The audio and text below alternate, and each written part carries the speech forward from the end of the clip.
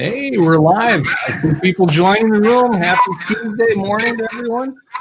This is going to be an exciting morning and afternoon. We're in Austin this morning, San Antonio this afternoon. Not physically, unfortunately. We're here virtually.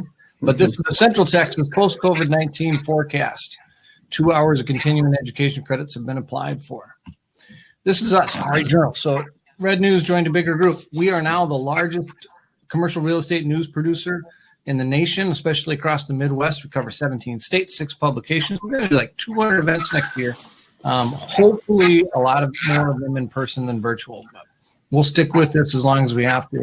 I got to move my big head out of the way so y'all can see what to do. If you have connection issues, top of your screen is a red button that says reconnect.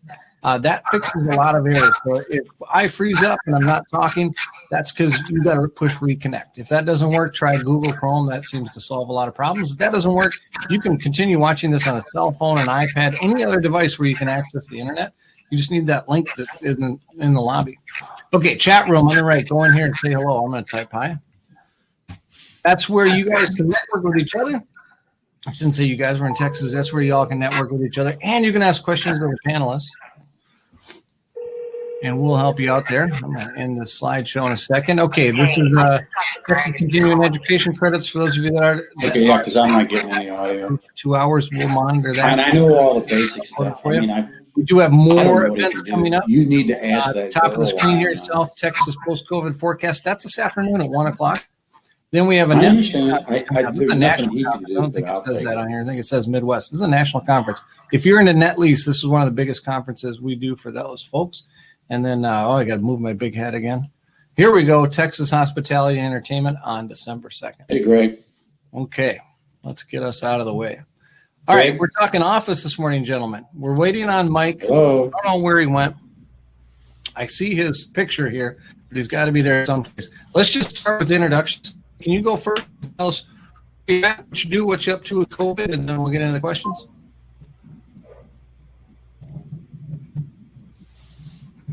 Joe, I think you're on mute. Joe, I'm not hearing you. You want to push your microphone button? Hey. Sorry about that. We'll get this corrected. Yeah. Sorry, my name's Joe Simmons. I'm with Aquila Commercial. I'm in. I'm getting video. We're one of the largest private commercial leasing and brokerage firms in Austin. And I'm primarily involved with the office in Austin, Texas. I'm also a partner with a group called Well, let me go back through this, check out, and various assets. Check back in because I have. Okay, so it's already Technology Tuesday. Can you hear me? I don't hear you. I think we hear Mike. I just muted Mike. I don't quite understand here, so. Okay, so Joe, say hello. Yeah. Hello. Okay. Tony? We're here. All right. You do your intro, Tony. I'll figure out what's going on in the back end. All right. Well, I'm Anthony Rinaldi, founder, managing principal of Saxum. Saxum's a boutique private equity firm based originally out of the Northeast, but recently opened an office in Austin. We focus on all asset classes across the United States. We probably have about 30 projects across the U.S. Large focus on cold storage, industrial, multifamily development, and creative office. So in Austin, we have three creative office and one large office development project. All right, I think I'm figuring this out. Joe, I just muted your microphone because you're giving a little feedback to us. So just push the microphone button again when you talk. All right, let's rock and roll. We're still missing Mike. But let's talk office. So what's the latest what's going on in Austin, in the Austin area? I've done a lot of these around the country, and everybody's optimistic, but nobody's in their buildings. So what's going on? Well, I think that, I think that the office market is right now, as you can imagine, is pretty slow. There's not a whole lot of demand right now. I think that's probably not just in Austin, but probably statewide. You just don't have a lot of office tenants making decisions unless they have to. So few deals we have seen that are going on currently have been primarily renewals and that type of thing versus versus new companies and that going on. So I would just say that I do believe that things are picking up a little bit. I mean, as sort of the economy is opening up, things are picking up a little bit, but they're still far and away slower than it's been in a long time. I mean, historically speaking. I'm good. So you could say this is worst ever office market. That's a bold statement, but it might be true. Do you think?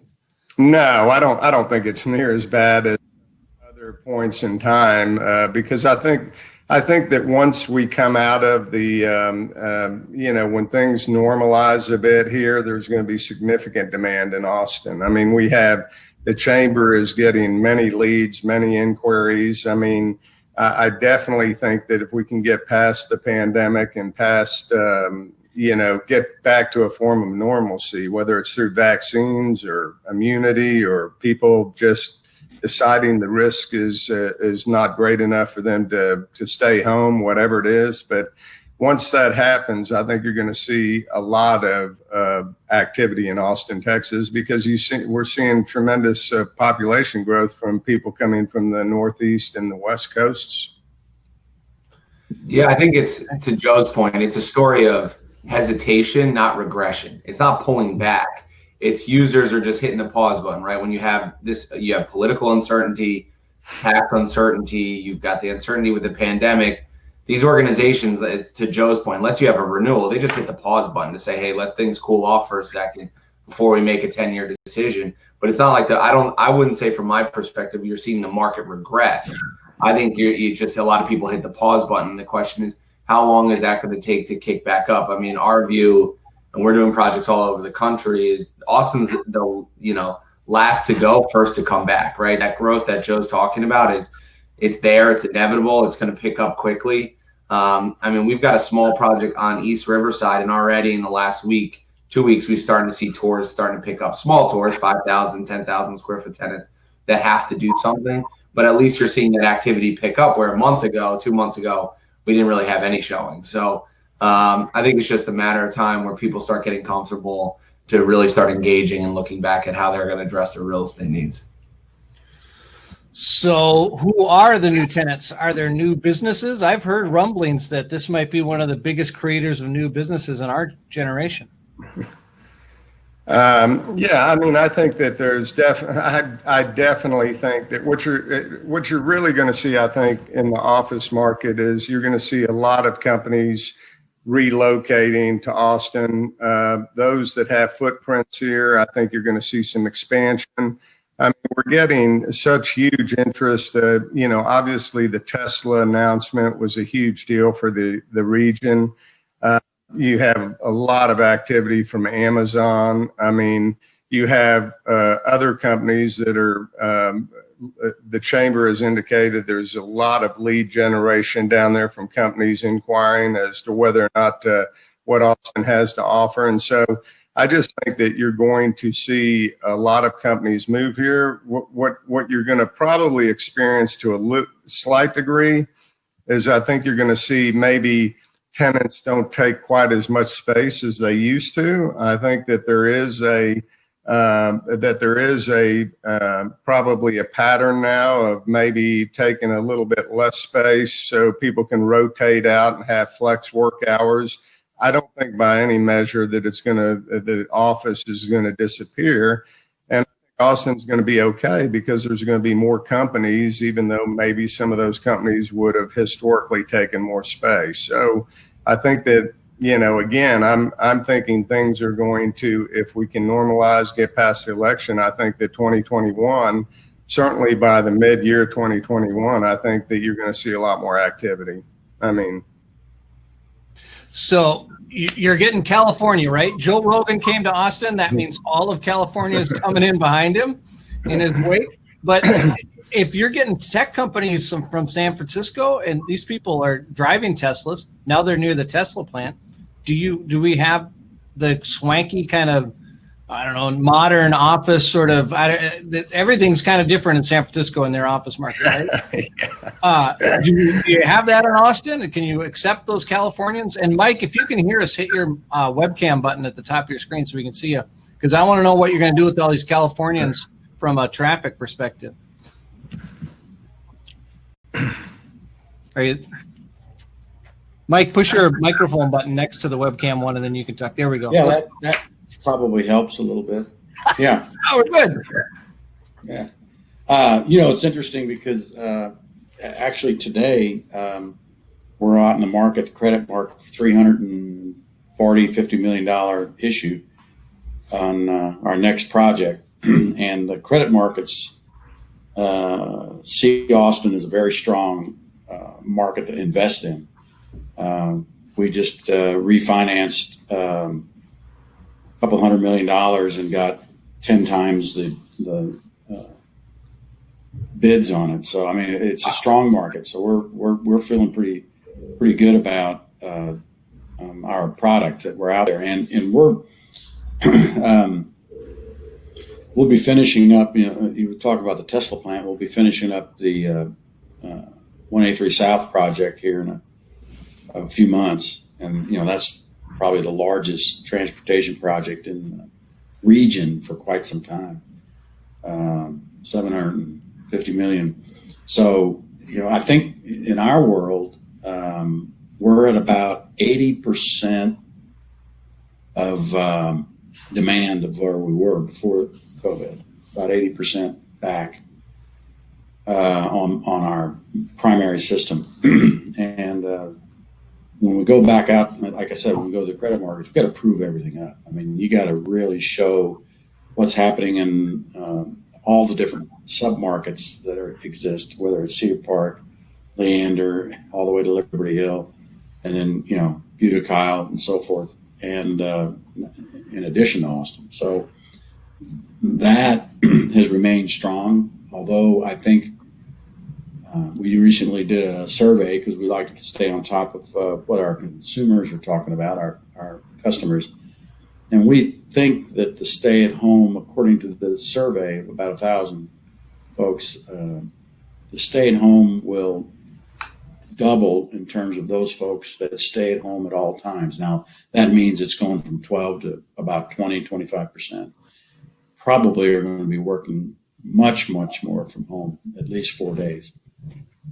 And then the 1 to 3 day folks that'll be working from home will be a higher percentage also. So we know that's happening, but that actually sort of offsets the growth a little bit, because we're still going to have, as has been discussed, we're still going to have significant growth on the outlying areas in particular, I think. We're seeing a lot of activity along the 183 South, but we're also seeing a lot of activity up in the Cedar Park, Leander area. We get curb cut requests. We see zonings taking place. So I think that northern Williamson County or southern Williamson County area is going to really pop, as is Hayes County. So we have to be prepared for all of that growth, and that's what we're doing now. So the work from home people, but they still move around, right? I'm going from my own experience. I go out in the daytime. What are all you people doing out here? You're supposed to be working from home, but they're out shopping, and then they work in the evening or something. Well, let me say that the Austin congestion issue is peak oriented. If you're moving around at 1 in the afternoon or 10 in the morning, no big deal. You're going to go 70 miles an hour. Our problem has always been the peak hours, which were getting bigger, more and more expanded. So in MOPAC congestion, instead of being from 4 to 6, it's now all of a sudden 3, or before the pandemic, 3 to 7. I mean, things were just, but it's during that peak time. If we can manage the peak, we will be one of the best cities to live in, even with traffic, because I think you're going to see, as you see today, I think it's spread out. I think people are working different shifts. I think they're working different hours, and so forth. And with the people working from home, I mean, I don't care if a person goes out at 1 in the afternoon. That's not going to impact our system. I just want them using our roads so we can pay them off. Anthony, Just like any landlord. Anthony, what do you think of Mike's comment about work from home going from 12 to 25%? Does that jive with what you're seeing? I think so. I do. There's often talk about your per square foot start to expand on the individual side. So is that an offsetting factor? So you're not like a net loss of 20 or 25% of office space. I do think, obviously work from home is here to stay. But again, to that point, it's, maybe is it 20 or 25%? Are you increasing square footage to help offset that? I think Austin market's going to be a little bit different.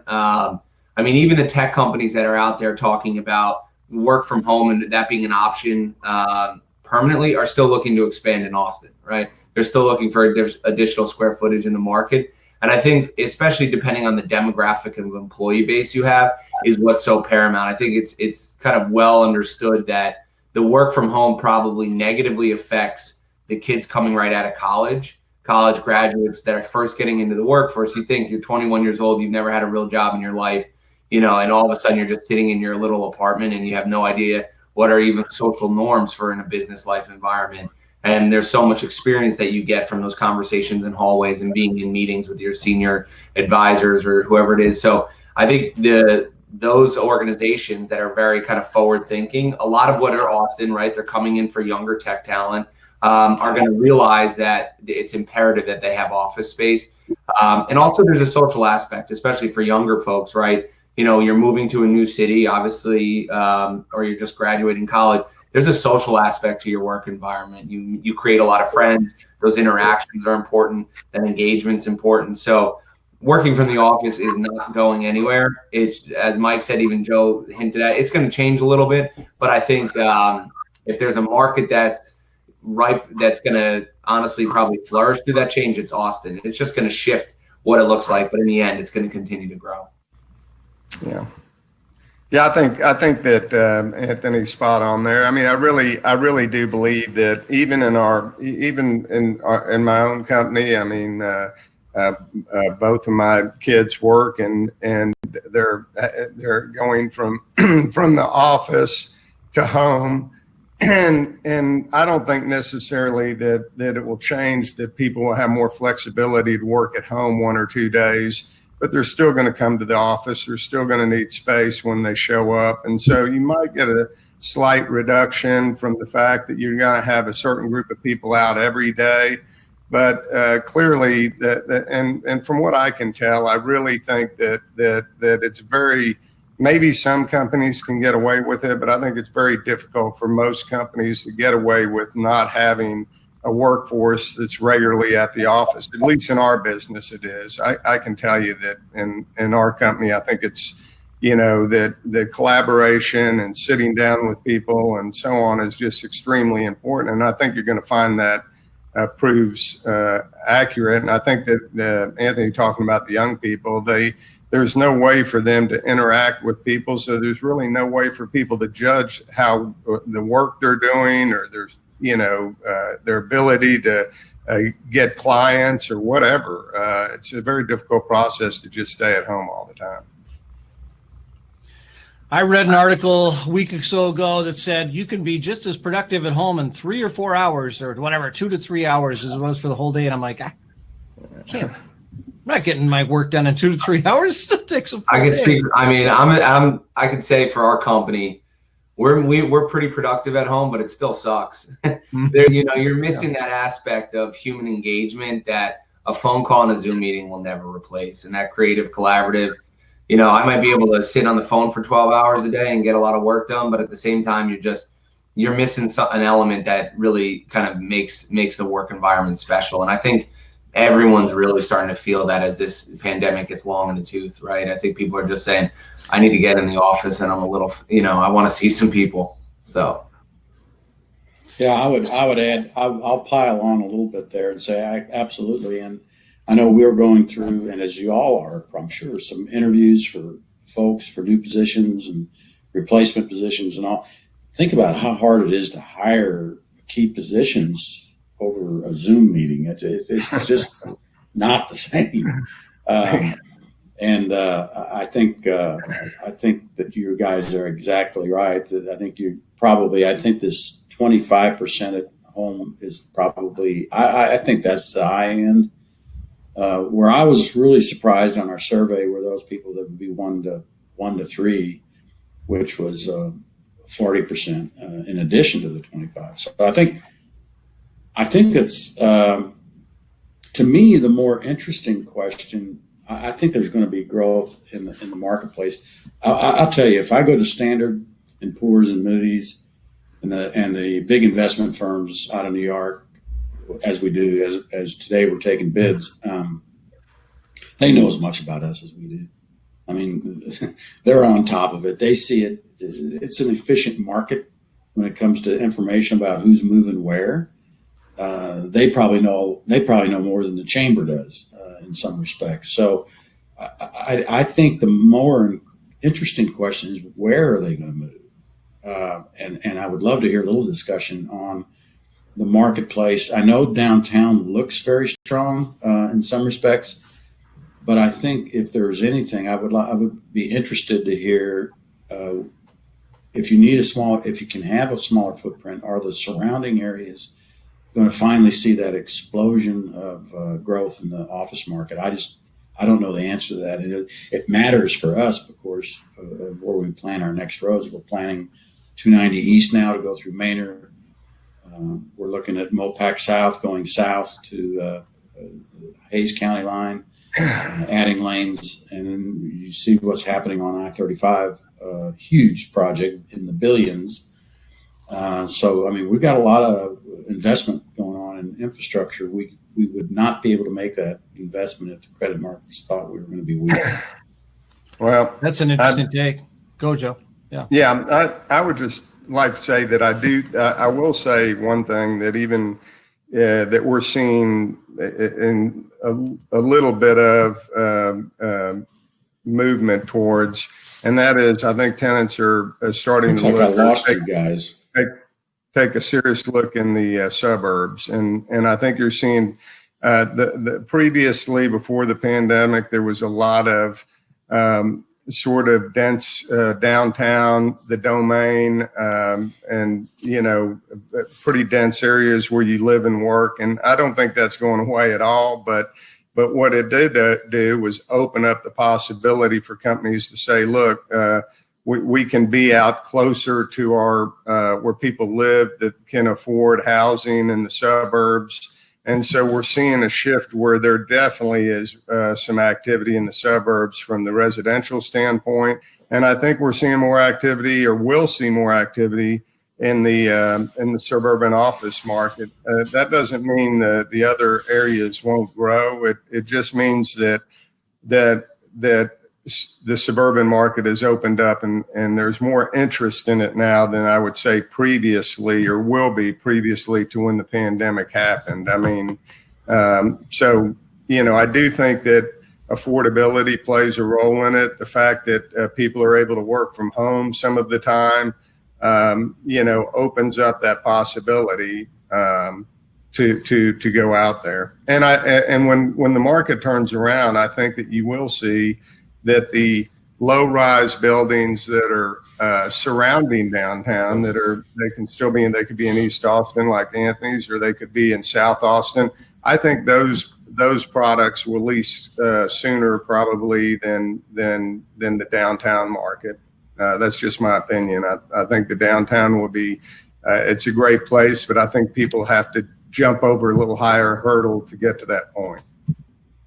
Yeah, I completely agree. I think that it's called like deurbanization, right? People are just spreading out. It's kind of going wider. You're going into suburban markets, maybe that are closer to where a lot of your employee base is living. It's their affordability factor. It's an ease of life factor, that quick access in and out for whenever they do want to pop in the office. I mean, to Joe's point, we are seeing activity pick up in East Austin, and our project's like kind of way east. So that's been interesting. And one thing to note is, unrelated to Austin, but what we're seeing this trend nationally, is we have a lot of projects in suburban markets of New York City, and we've hit the highest amount of leasing and the highest record pricing post-COVID for our whole portfolio. We've leased almost all of our vacancy in our portfolio, and obviously New York City being the epicenter at one point, and all of that pushing out is within a couple of months, all of a sudden you saw all these companies relocating from these urbanized downtown to suburban markets to closer where some of their employee base lives for affordability and ease of access. So I think you're going to see that trend here in Austin. And, maybe that also releases some of the pressure that downtown was already feeling and some of these markets were feeling prior to this. So we're running low on time. I want to get into what if I'm a tenant, what does this mean in terms of today? What are rates like? What are my options? And maybe just project out 6 months, 12 months, 18 months, just if there's some recovery. And then we got to wrap it up. Yeah. Well, I think that if you're a tenant today, you have a lot of options, obviously. I mean, there's been negative absorption in the market. There's probably close to 3 million feet of sublease space. I think that what you're going to see in the immediate term is that there might be tenants that just don't want to make a real long-term decision, and so they may go into a sublease space. I'd say they'll be a lot more competitive than the direct vacancy, and so they have that option. They probably have options in co-working space, but the rents are definitely going to be they're definitely coming down. There's no doubt about it. I can't project how far or how long it might last. It'll depend on how quickly we normalize. So it'd be a real crystal ball to suggest what it will be 6 months from now. The only thing I can say is I think it'll be a lot better. Hopefully, right? Amen to that, Anthony. Yeah, no, I agree with Joe's comments. I mean, there's a lot of space coming on the market, the negative absorption. So, I mean, if I was a tenant, I'd probably just capitalize on the moment, because I think the question is, it's not if Austin comes roaring back, it's when. So is it 12 months from now you're seeing all the activity come back, those rents start moving back up? So if you're a tenant, you probably have this window of opportunity. If you're willing to make a decision, then now's the opportunity to go take advantage of some of the market things that are happening in the market. Maybe get a below market lease, maybe get a dynamite sublease and capitalize on it. Because if you sit on your hands and wait another 12 months, I don't think those opportunities are going to be here, and I think things will be much more normalized. Yeah, I wholeheartedly agree. I've been tracking the vaccine. I don't know if it's hitting Austin news right now, but national news just started covering it last night. We're really close. Moderna and Pfizer are really, really close. Hoping nothing bad happens between now and then. But I would just add something to what Anthony said, that kind of, he's exactly right. For a tenant that can look long term, he could cut a really sweetheart deal today that he might not be able to cut 6 to 9 months from now. I don't know, but the idea is, can they put faith in the long term for their business? I mean, some people don't want to make that decision, but those that can, it's a great opportunity for them. Definitely. Well, Mike, you got to take us home here, because there's a question in the chat room. Austin City Hall has a new economic development corporation. What does it do? I have no idea. I wouldn't want to say that. I trust the private sector to get things done, and I think that the market's pretty efficient. I mean, you can go on our website and look at. I was going to say, you can look at the traffic every day, every week. We go week over week, and we show exactly the percentage, whether it's 10 basis points or it's 3%. But it's a leading economic indicator. I like Opportunities Austin with the chamber. I think that's where a lot of our growth and our momentum is driven. So, and I see what's going on in the surrounding communities like Round Rock and Cedar Park and so forth. I think the chambers and the cities are there to assist the private sector. I don't know that I want to see them drive it. Well, we are out of time, gentlemen. I'm not sure if I like this 30-minute panel or not, but this was quick. It was fun. You all have good information. Your contact info and your LinkedIn is back in our lobby. So if people want to reach out to you, they can push that LinkedIn button and become one of your connections, or they can get a hold of you.